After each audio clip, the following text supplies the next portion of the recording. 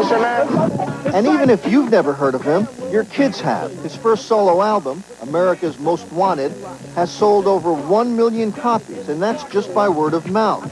The radio stations won't play it. Too vulgar, too angry, too violent. Don't try to apprehend him. You can't with the criminal.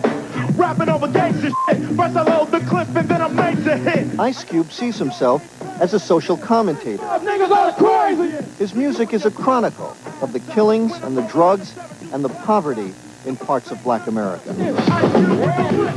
Yeah, I got it going on. A nigga that's living in the city or the criminal zone. One time can't keep the law and order, because everybody's going crazy for a quarter. I like to show the black community, I like to hold a mirror up to them and say, look what you're doing.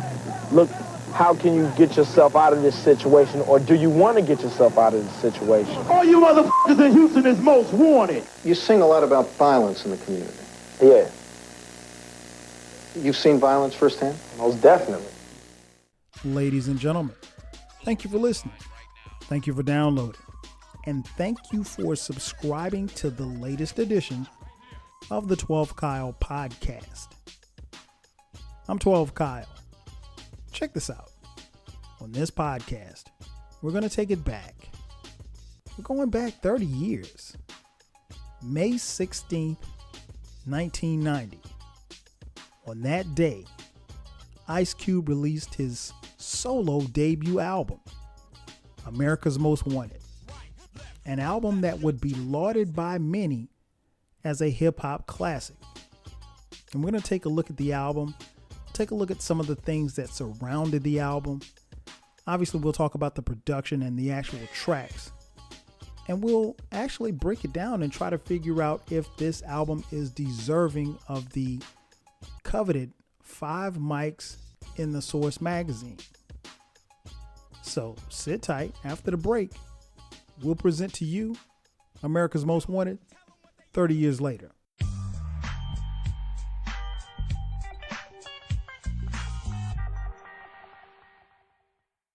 Welcome back. Thanks again for checking out the latest edition of the 12 Kyle podcast. As I mentioned in the intro, this album is actually turning 30 years old. The album was released May 16th, 1990. And when I think about America's Most Wanted coming out on that particular day in that particular year, it makes me feel old. It makes me feel real old because I can actually remember going to the record store to purchase this album. And I didn't want to, get a copy from someone else. I wanted to have my own tape. I bought it on cassette tape. And I just remember one of the things that stood out to me about that time was that we were really fiending for music, and we really, really gravitated towards just about anything that was coming out. One of the things that was interesting about that time was that hip hop, or rap, what we call it back then, rap was changing. It didn't necessarily look how it did in the 80s. It was starting to change as far as how it sounded from the 80s. And so, in my opinion, I don't think that was a bad thing. I think you started to see, artists and MCs that were a little bit more lyrical. You started to see artists who were a little bit more harder. You also started to see just how hip hop was shifting. And I think, when you look at some of the albums that came out that particular year, you look at albums like Fear of a Black Planet from Public Enemy, People's Instinctive Travels and the Path of Rhythm by Tribe Called Quest, their first album. One for All, Brand Nubian. Mama Said Knock You Out by LL Cool J. EPMD dropped Business as Usual. Gangstar dropped Step Into the Arena. KRS-One dropped Edutainment. Let's see who else. I'm trying to go off the top of my head. Oh, Digital Underground dropped Sex Packets.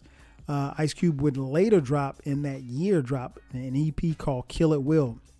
Arabian Rakim dropped Let the Rhythm Hit 'Em. And of course, Please Hammer Don't Hurt 'Em came out in 1990 from my man MC Hammer. So it was a lot of stuff, man. I mean, NWA released 100 Miles and Running. It was a lot of stuff that came out that particular year. So just to give you an idea and some context, hip hop was, changing in the way that it looked. But in my opinion, one of the best albums to come out that year. In fact, I think it's the best album of the year is America's Most Wanted. One of the things that we knew going into it was that this was going to be Ice Cube's solo album. And I guess with context, I have to kind of explain this, but there was no internet. So we did know that Ice Cube had left the group. I think I read it like in a Right On magazine or something like that. But shout out to Right On magazine. But yeah, Ice Cube had left NWA. I mean, they're riding off the success and the heels of, Straight Outta Compton. And, if you're familiar with NWA's story, you know that Ice Cube did not get paid and was not getting paid what he thought he should be getting paid. And obviously he decided to take his talents elsewhere and go solo. And you couldn't really blame him. I mean, because Ice Cube was the backbone of NWA. And so subsequently he moves on. Now, history will show that we've seen, up until that point, we had seen R&B acts and people leave and go solo. You didn't really see a lot of hip. You didn't see a lot of hip hop people leave a group and then go be solo. In fact, I would venture to say, from my memory, and someone could correct me if I'm wrong, but I think Ice Cube's the first guy that I can remember to be in a group and then to go solo. And then also have the type of success that he would have, because we just didn't know how it was going to look. So nonetheless, we get word that Ice Cube is going solo. Okay, cool. But we don't know how the album's going to sound. And, to his credit, even though he had left NWA, Ice Cube actually wanted Dr. Dre to produce this album. But he talks here about what actually happened and how he got to the Bomb Squad. I was so much fans of East Coast hip hop that, I had a favorite producer, Dr. Dre, and then all my other favorite producers were East Coast producers. Mm-hmm. So when Dre couldn't work on the record, I was actually looking for Sam Sever. Sam Sever did the beats for Third Base. You know what I mean? Third Base was blowing at the time. Yeah. So I was in Def Jam looking for Sam Sever. Chuck D walked through. I started talking to Chuck about my situation, and he like, yo, why don't you come down to Green Street Studio? Me and Big Daddy Kane doing a record called Burn Hollywood Burn. And you could jump on that and let people know you're going solo, and then we could talk about your record. And that's what I did. And, it was basically I couldn't get the best producer on the West, so I went to the Bomb Squad for the best producers on the East. Now, at this point, the Bomb Squad, they are legendary producers. And they had already produced Public Enemy's It Takes a Nation of Millions to Hold Us Back.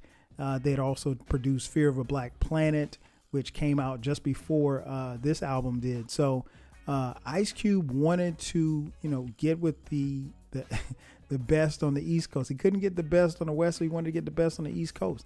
And you can't really say that I blame him either. But nonetheless, we didn't know how this was going to look. We didn't know how it was going to sound.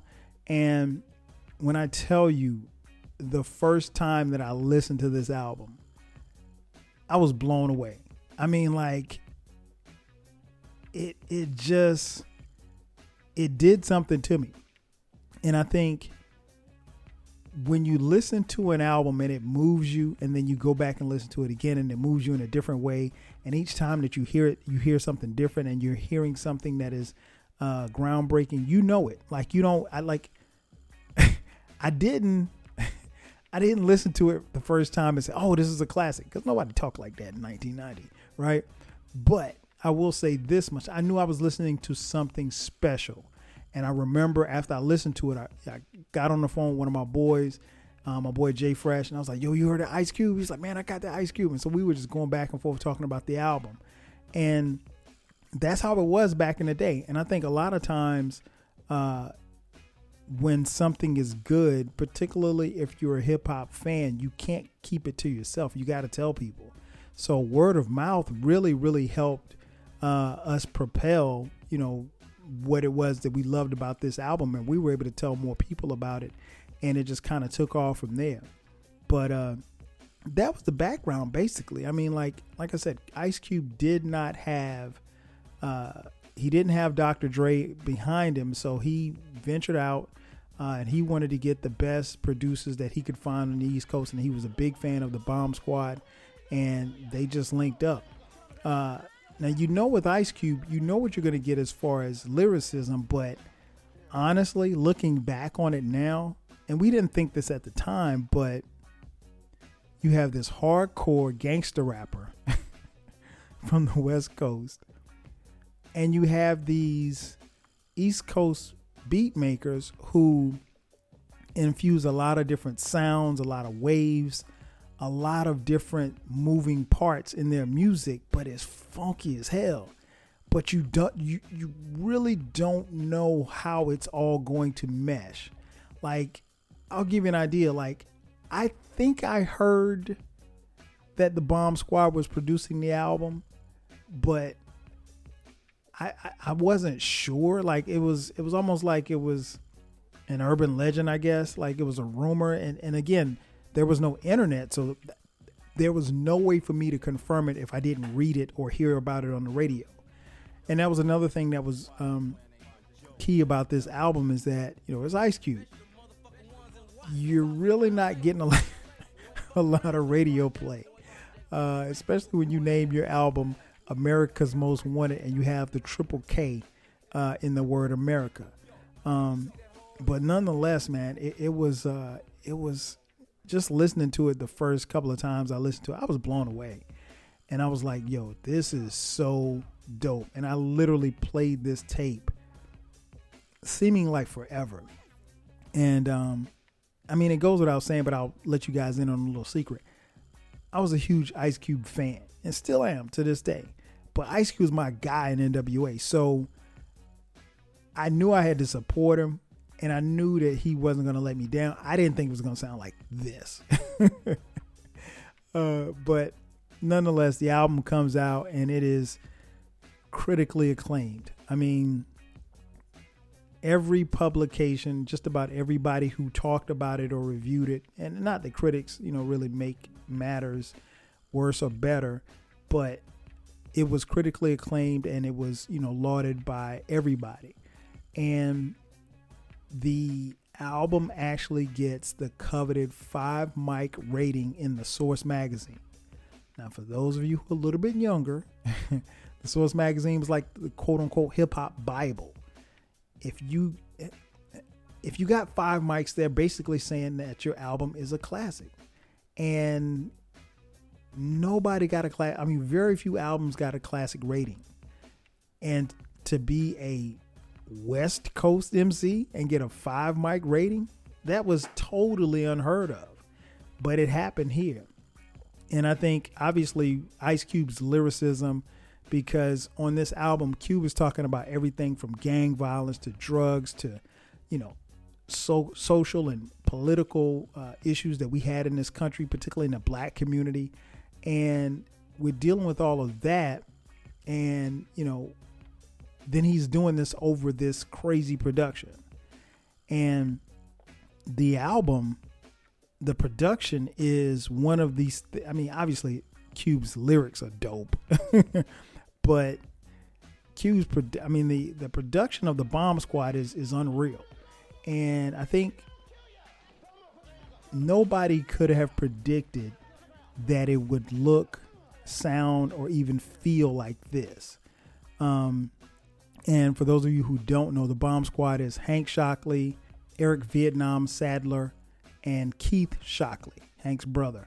And they consisted of the Bomb Squad. And the Bomb Squad was like I said, a crazy production team that produced everyone from Public Enemy to Slick Rick, to Belle Biv DeVoe, to the leaders of the new school. So just about, they had their hands on just about a lot of production at that particular time. So again, it's an unlikely marriage and we're not really sure how it's going to work, but it sounded so good and so dope over over these records. Like we were all just blown away. The Bomb Squad, like I said, they produced almost all of the album. The album was also produced by Sir Jinx, who was Ice Cube's homeboy. And if I'm not mistaken, Jinx is Dr. Dre's first cousin. And so pretty much it's Jinx and the Bomb Squad that are producing this entire album. And it sounds incredible. And we even got a chance to hear from Hank Shockley about how he got with Ice Cube when it came time to, actually record this album. Working with Ice Cube in America's Most Wanted was to me a great process. And the reason why I say that is because Ice Cube had first called Green Street Studios, and I spoke to him on the phone, and I thought it was a joke because I'm sitting there going like, well, he's got NWA. Why is he calling us? And so I thought maybe it was some sort of kind of setup or something. So I said, okay, let me play along with this. And then it was really him. He said, yo, I'm gonna come out to New York and we want to sit down and talk. So I said, okay, cool. And I didn't think anything of it. Lo and behold, a couple of weeks later, he came out and he had bought a one-way ticket. He said, I'm buying a one-way ticket and I'm not going here until I get an album. And so for me, it's all about dedication. And so the first thing I looked and said, okay, he's got the energy and the aggressiveness to come out here and like, oh, I'm gonna come in and get this record. So the second thing I want to find out is, okay, well, what kind of material do you have? He showed me 9 or 10 composition notebooks of rhymes. And when I saw that, I was like, wow, he writes. And that's the one thing a lot of cats don't understand about being an MC. The first thing I ask is, somebody say, yo, I'm a rapper, boom, boom, boom. Okay, well, how much material do you have? Because if you're a writer or a rapper, whatever you want to, because I consider rappers writers, you have to write constantly. And you have to have a ridiculous amount of information. And what he's saying there is very key. I mean, like, you have to be prepared when it comes time to, putting a project or putting an album together. And that's exactly what this is. I mean, this, honestly, in my opinion, this is a masterpiece of, like I said, the sounds, and not only that, but, the lyricism that Ice Cube has. But the production, the lyrics, it all meshes and it all comes together. And this is what hip hop was founded on: dope beats and dope rhymes. And I think when you put those two together, it makes for a great marriage. And this album was phenomenal. I don't really get hung up on album sales, but just to give you an idea, this album went gold in 2 weeks. Now, going gold is selling 500,000 copies. It went gold with no radio single. You couldn't turn on your local radio and hear America's Most Wanted. It just wasn't happening. And so to have that backdrop of that, and then the album eventually goes platinum, I think a little bit more than a month later, it goes platinum. So you're going platinum in a month in 1990. That's unreal. And so again, it's the backdrop of how great this album actually was. It was critically acclaimed. The fans loved it. We couldn't get enough of it. And it was just, the tip of the iceberg as to what we were to experience when it comes to Ice Cube and America's Most Wanted. Tell you what, this is the time for a great commercial break. We'll take a break and we'll hear from Ice Cube. And on the other side, I'll break down the track listings and we'll actually try to figure out if this is a 5-mic album. So sit tight. We'll be back in just a second.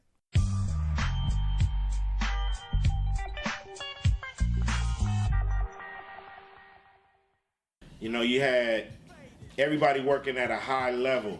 I would leave and I would come back and, Chuck would have scratched something on the record. Keith Shockley was coming in with ideas. I would have ideas. We fought over the hook to the nigga you love to hate. Some people didn't think I should say fuck you Ice Cube on the Ice Cube record, and I was like, hell no, this is exactly where we should do it. And so you know who won? Your boy. And we really put our foot in everything we was doing. We was working from 6 p.m. to 6 a.m. every night for about 5 weeks, knocking it out. And it was so much fun, man. You know, it was like crazy. I remember Jinx got in a fight with the dude that was driving us around, named Epitome Scratch. Man, got into a scrap with him in the street, you know what I'm saying? Flav come out there having to break it up, man. Flav lose his keys. Yo, it was crazy.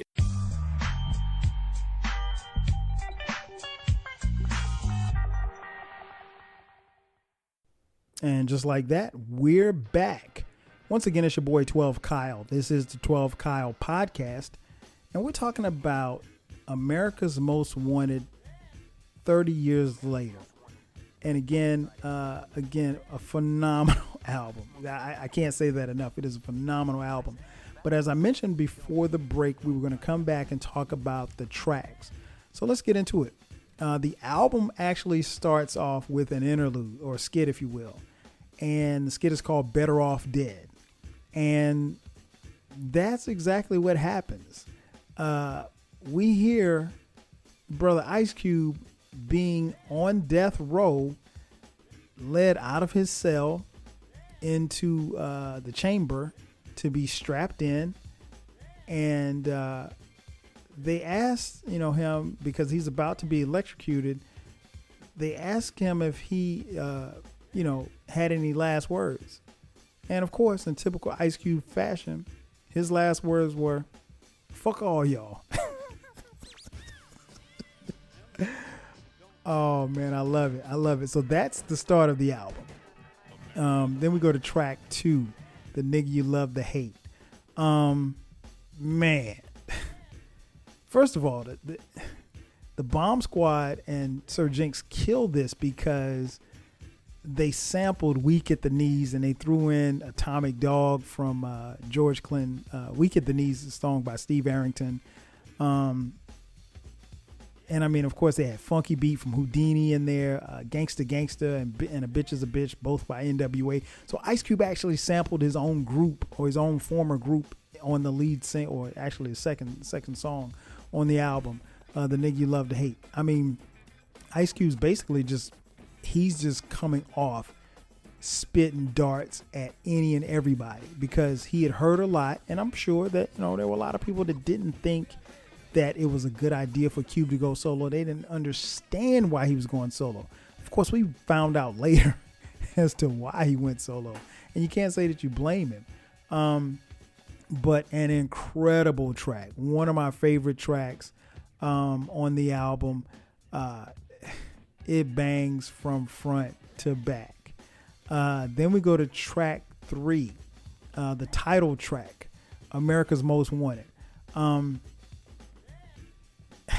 This is verbal lyricism. Ice Cube is killing it on this track. Again, it's produced by the Bomb Squad and Sir Jinx. And I mean, he's talking about things as far as living in the ghetto and just, how much and how many things he has to actually overcome just to try to make it. And again, mad samples in this song. I love it, man. Even from the gunshots in the song, this is a dope ass track. Then we go to the another skit, What They Hitting For, which was a popular phrase back in LA, back in the day. And I like this joint too. Ice Cube had mentioned before about Jinx being able to bring a lot of the energy to the interludes or skits, if you will, and that was something that Public Enemy and the Bomb Squad on Public Enemy's albums in particular, the Bomb Squad were used to doing skits or interludes that were instrumentals, but Jinx brought the idea and the energy of doing actual skits, and they have some of the best skits that you'll hear on any album that year on this album. Then the album's on it's on a high level, and it takes it up another notch or two with You Can't Fade Me / JD's Gafflin. Ice Cube is a dope storyteller, right? And I think that I'm not stepping out of bounds by saying that. I think he's one of the best storytellers we've had in hip hop. And on this one, he talks about, dealing with a girl, and he ends up going to her crib. And it doesn't turn out well. Oh, man. He ends up, getting this chick pregnant. And, he scoops her up, takes her out, gets her, or at least has sex with her. And she says that he's the daddy. He drops his brew. Yeah, so in the story, basically, Ice Cube basically says that, like, hey, I'm not the daddy. And she had him thinking the whole time, like, this chick is a freak. And she had him thinking the whole time that the baby was his. And to quote Ice Cube, the baby came out looking like his next door neighbor. So that was funny, and another great storytelling, rap right there. Then we go to track 6, another great storytelling. And this is another one where he goes to a house, and come to find out that as he goes to a girl's house, her house is a crack house. My favorite bar here, when she said, he said her brother came in and said, "What set you claiming?" He was asking him what set he was in. And Ice Cube said, "I don't bang, I write the good rhymes. The whole scenery reminded me of good times." Yeah, so he basically tells the story about, he's going to see this chick. She's got a sister who's 13 and pregnant. A baby walking around, with a filled up diaper, smelling stink. A mom walking in smoking a joint. Brothers in the gang banging. And he's looking around at this scene the whole time, and he's like, okay, why am I here? And he's at this girl's house, and he realizes that at the end of the song that it's a crack house. And the police bust in, and Cube is, sent to jail for being in the wrong place at the wrong time. Incredible story. Funny, too, as well. And I love this joint. One of my favorite joints on the album. Then we go to track 7, Turn Off the Radio. Another dope banger. And one of the reasons why this song is so dope is that at this particular time, rap was really at war with radio, black radio in particular, because there were some acts that were getting some airplay, but not a lot. I mean, again, this album got I've never heard any of these songs on the radio. Not during that particular time. I've heard them on mixes and stuff like that a little bit further down the road. But at that particular time, no, you didn't hear this music on the radio.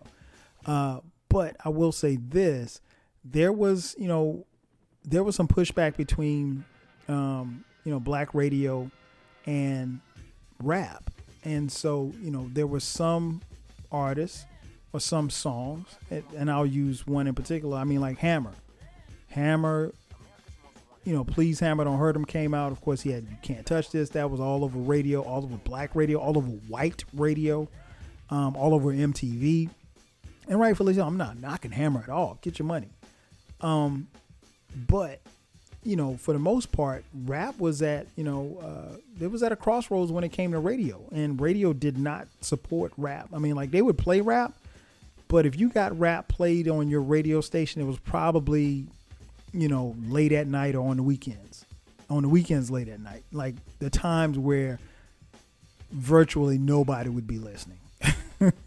But getting rap music played at, 12 o'clock on a Monday in the afternoon, in 1990, hell no. It's not happening. But Turn Off the Radio was a dope song, and I think it just, it was Ice Cube venting his frustration about, not being able to get airplay and everything like that when it came to hip hop. Then we go to track 8. Probably my second favorite song on the album, Endangered Species, Tales from the Dark Side, featuring Chuck D. Again, produced by the Bomb Squad, Ice Cube and Sir Jinx. Man, this is crazy. This is, when you hear this beat, this is vintage Bomb Squad material. In this song, both Chuck and Ice Cube are just talking about how it is being a black male in society, and it's just so tough. And it's like you can't. There's nothing you can do. Like you're at war and you're at odds, and you're basically a victim, and there's really nowhere to turn. And so when I listen to this song, it resonates even to this day. And it's titled Endangered Species because as a young black man, that's how they felt. And in a lot of ways, that's still prevalent today. Then we get to the funny. We get to the funny as we move to track 9, A Gangsta's Fairy Tale featuring Lil Russ. This is dope, man. This is Ice Cube having a little fun on this album. He's basically spinning these nursery rhymes, but again, it's a gangster's fairy tale. So he's having gangster memories, and he's basically kind of twisting them, but it's funny and comical nonetheless. Lil Russ acts as a child, basically coercing Ice Cube to tell him some, gangster fairy tales before he goes to bed. And Ice Cube obliges, and he hits him off with a few fables, if you will, and it's funny and comical. Then we move to track 11. I'm Only Out for One Thing, featuring my man Flavor Flav from Public Enemy. This is dope, man. It's only 2-minute long song, but this is dope. I love this, man. Flav and Ice Cube are trading bars, and Flav kind of holds his own there with Cube, so I like this joint as well. Then we go to track 11. This one is called Get Off My Dick and Tell Your Bitch to Come Here.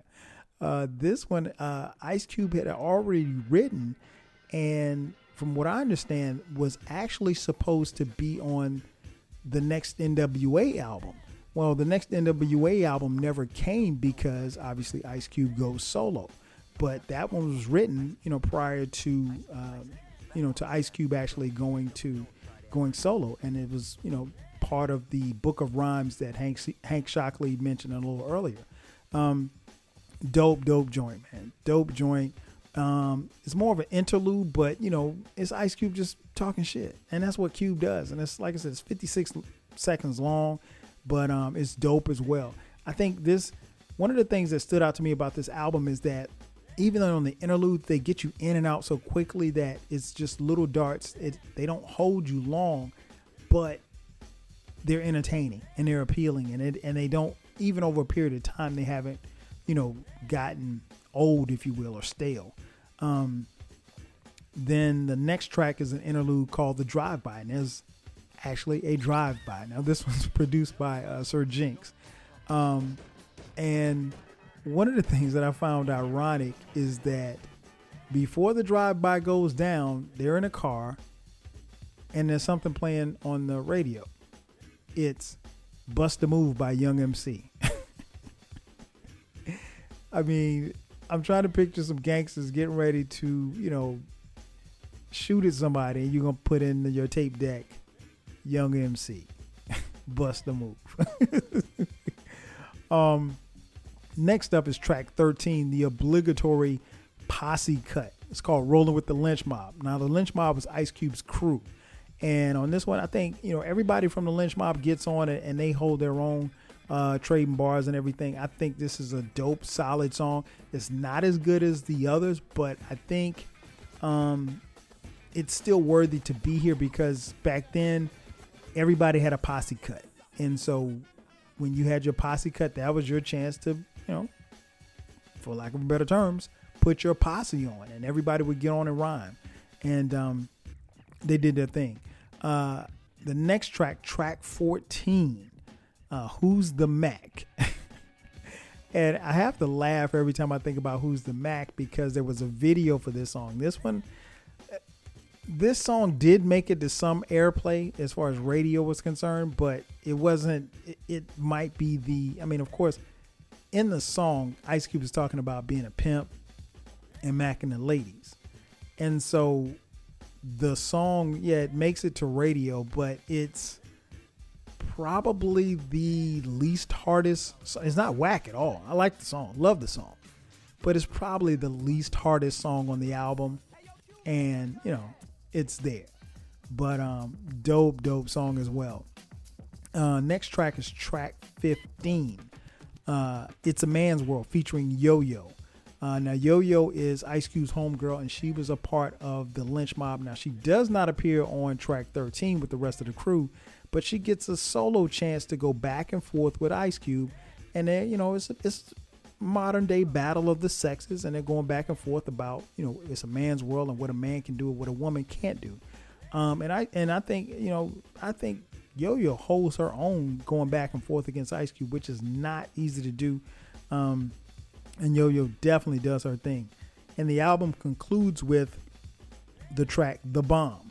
This one also produced by Sir Jinx and the Bomb Squad. Another dope track. This is probably my least favorite track, to be honest. A track that's still worthy of being on the album. It's just my least favorite. It's not something that I skip. It's something that I listen to. But of all of the tracks, if I gave it a score, I'd probably give this probably like an 8.5. But it's still a dope song nonetheless. And that's the album. This album total running time is 49 minutes and 36 seconds. And so, it's a very easy listen. It's an album that I love listening to all the time. I've never grown tired of listening to this album. As I mentioned, it was given the coveted 5 mics in the Source magazine, which is the highest honor that you can give. It means that your album has been labeled a classic.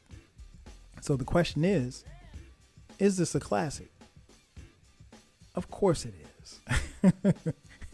After listening to all this, you thought I was gonna say it's not a classic? This album is phenomenal. I think it's one of those albums where even without context, I don't think you had to have been around in 1990 to understand what it is that he's rhyming about and what he's talking about. And he's presenting, street life and some of the things that we went through in that era in a way that, still resonates to this day. When you talk about police brutality and, the police and their battle with the youth and the battle with young black men in particular, and you look at it today and how it still resonates. This album, when you listen to it in its full context, this album actually step by step predicts the LA riots. Keep in mind, this album came out in 1990. The LA riots happened in 1992, right? So this album was groundbreaking. I think this album was foreshadowing. This album was supreme lyricism. This album was incredible production. And it came at a time that, might have been a crossroad for Ice Cube because, again, he's leaving the NWA and not really sure how things are going to shake out. And we would later see that, he would get into a full-on beef with NWA. And that's down the road. But on this album, he doesn't diss NWA at all. In fact, there's really no mention of their separation. And, if there was beef, at this point, we don't know that there is any beef because Ice Cube specifically said that he wanted Dr. Dre to produce this album. And this album would have been produced by Dr. Dre had it not been for, former manager of NWA, Jerry Heller, who, denied Dre the opportunity to, work with Ice Cube. And so at this particular time, there is no beef, but we still don't know what this is going to look like, what it's going to sound like. And Ice Cube delivered a phenomenal album. I would encourage each and every one of you, if you have not done so in a while, or if you haven't heard it at all, when you finish this podcast, take a listen. America's Most Wanted, 30 years later, it is truly one of the best albums from the 1990s, and it is indeed a hip-hop classic. That's going to do it for me. Ladies and gentlemen, thanks again for checking out the latest edition of the 12 Kyle podcast. I'm your boy 12 Kyle. We'll catch you guys next time. 5 G's.